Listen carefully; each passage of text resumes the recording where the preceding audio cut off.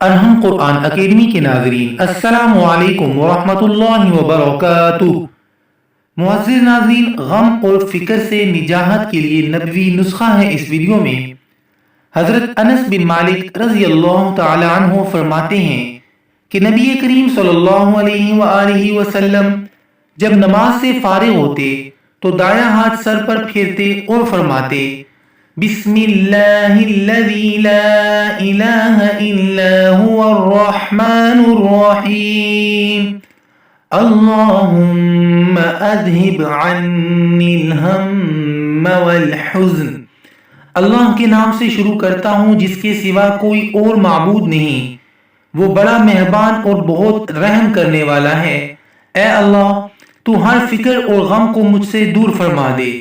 ایک روایت میں یہ ہے کہ اپنا دایاں ہاتھ اپنی پیشانی پر پھیرتے اور فرماتے: اللہم اذہب عنی الہم والحزن، اے اللہ تو فکر اور غم کو مجھ سے دور فرما دے۔